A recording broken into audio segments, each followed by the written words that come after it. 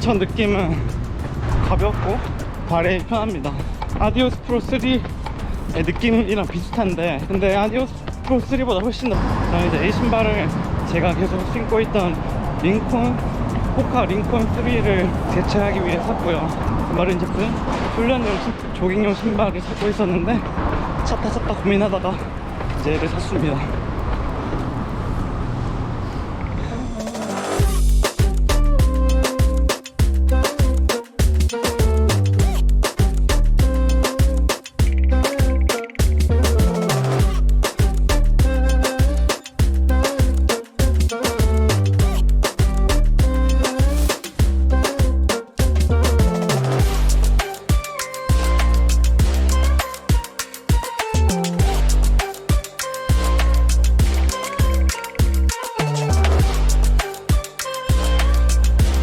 너무 비싸다.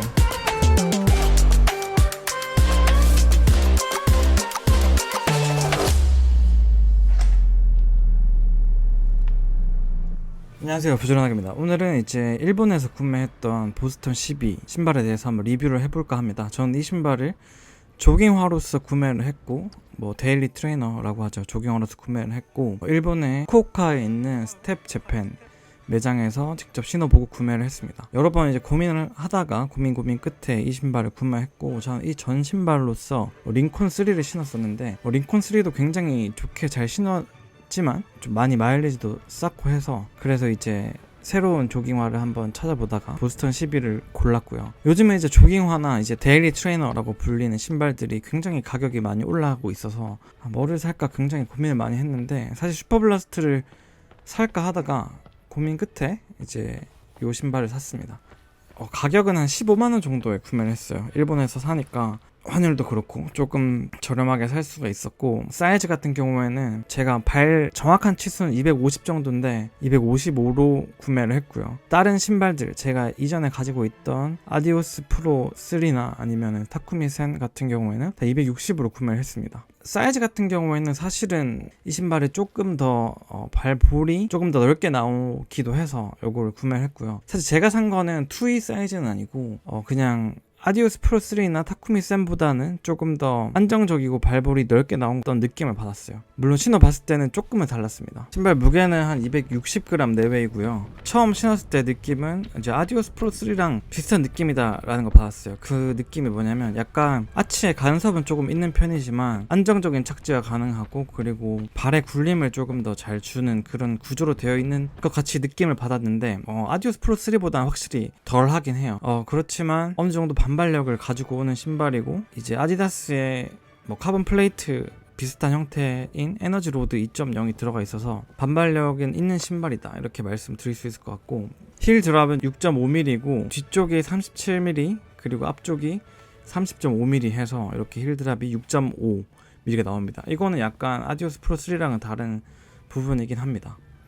그만큼 약간 이제 러닝을 하는데 안정감을 주려고 했던 것 같습니다. 제가 구매한 컬러는 아직까지 한국에는 출시가 되지 않은 신발인 것 같은데, 곧 뭐 한국에 나오겠죠. 한국에는 지금 이제 검은 색깔이랑 이제 약간 형광 색깔 이렇게 나와 있고, 재고는 아주 많이 있는 것 같아요. 일단 가피의 느낌은 조금 얇고, 그리고 통기가 잘 되는 소재로 되어 있습니다. 근데 이게 얇아서 조금 뭐랄까요, 잘 움직이는 것 같고 딱 잡아주는 느낌이 없습니다.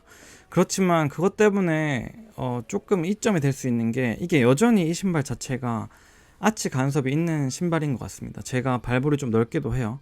그래서 아디오스 프로 3도 보면 아치 결림 때문에 안쪽에 이렇게 찢어지는 부분이 있었습니다. 이게 어느 정도는 좀 상쇄가 되지 않을까? 이게 왜냐면 얇고 좀 부드럽기 때문에, 물론 겨울이 되면 좀 다를 수 있겠지만 여름에 신을 때는 온도가 높아지면 좀 소재 자체가 부드러워지기 때문에는 좀 빵꾸는 덜 나지 않을까라는 생각이 들고요. 레이스 시스템 같은 경우에는 저는 큰 불편함은 없었습니다. 약하게 매는 게 좀 좋았거든요. 이제 발볼이 좀 넓기 때문에 좀 약하게 매고 뛰면은 큰 불편함은 없었고, 이 신발끈은 아디오스 프로 3랑 사실 동일한 신발끈이더라고요. 이쪽에 이렇게 접히는 부분이 있긴 합니다. 요거 이렇게 접어주면서 신으면 되고, 그리고 뒤쪽 힐 패딩 같은 경우에는 아디오스 프로 3보다 좀 덜하긴 한데 그래도 조금 이렇게 패딩이 되어 있어서 약간 발목을 잡아주는 느낌은 있습니다만, 그래도 완전히 서포트 해주는 느낌은 받지는 못했습니다.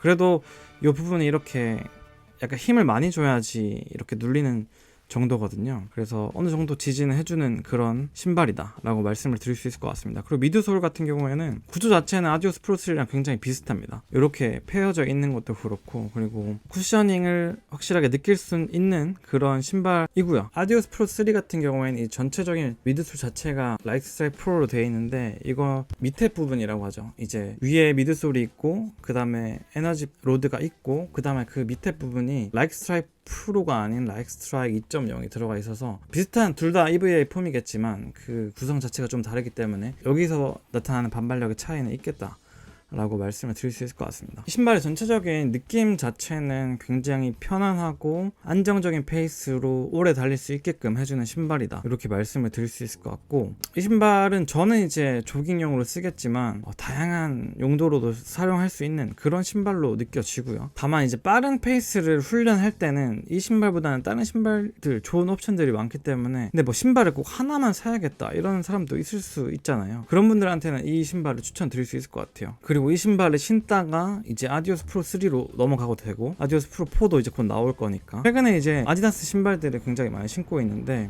동아 마라톤 2023년 동아 마라톤을 준비하면서 타쿠미 세는을 샀었고, 그 전에 아디오스 프로 3를 샀었고, 또 동아 마라톤 때는 아디오스 프로 3를 신고 달려 굉장히 많이 도움이 됐던 그런 신발입니다. 그렇기 때문에 이제 아디다스 신발을 조금 요즘 많이 신고 있는데, 이 신발도 아디다스에서 잘 만든 신발이지 않나 이렇게 생각이 들고, 또 한 가지 조금 칭찬해줄 부분 하나는 만듦새가 굉장히 좋습니다. 이 접착되어 있는 부분이나 이제 밑창이나 이런 만듦새가 굉장히 좋기 때문에 그런 부분에서는 나이키보다 좀 낫지 않나라는 생각을 하게 되고요. 여러 가지 부분에서 좋은 점이 많지만 단점을 하나 꼽으라면 여전히 아치 간섭이 조금 있습니다. 아치 간섭이 있기 때문에 발볼이 많이 넓으신 분들은 이제 2E 사이즈로 가시는 게 좋을 것 같아요. 저는 이제 그렇기 때문에 아디다스에서 2E 사이즈를 좀 내고 있지 않나 라고 생각이 듭니다. 오늘 이제 아디다스에서 나온 보스턴 12 이 신발에 대해서 한번 알아봤습니다. 이제 보스턴 11이나 10에 비해서 훨씬 나아진 그런 신발이고요. 무게적인 측면도 그렇고 훨씬 가벼워졌고, 그리고 전체적인 느낌도 훨씬 나아졌습니다. 저는 개인적으로 훈련용 신발, 그러니까 조깅용 신발, 이제 제일 많이 신는 신발로서 추천을 드리고, 그리고 올라운더, 이제 뭐 마라톤을 뛸 때도 사실 신을 수 있을 것 같고, 뭐 훈련을 할 때도 신을 수 있을 것 같고, 신발을 꼭 하나만 사서 이제 마라톤을 시작해보겠다 라는 분들께 이 신발을 좀 추천드리고 싶습니다. 참고로 이제 내돈내산이고요. 전혀 이제 그런 대가나 이제 서포트를 받은 건 없고, 앞으로도 계속 그럴 예정이지만, 저의 리뷰는 이제 오늘 여기까지고요. 이 신발에 대해서 궁금하신 점이 있으시면 댓글로 알려주시면 정말 감사하겠습니다. 오늘도 그러면 긴 영상 봐주셔서 정말 감사드리고요. 여름 러닝 잘 이어나가시기 바랍니다. 요즘 비도 오고 해서 굉장히 뛰기가 쉽지가 않은데 안전에도 유의하시고 거리도 많이 늘려가시고, 그래서 가을 마라톤 잘 준비하시기 바랍니다. 감사합니다.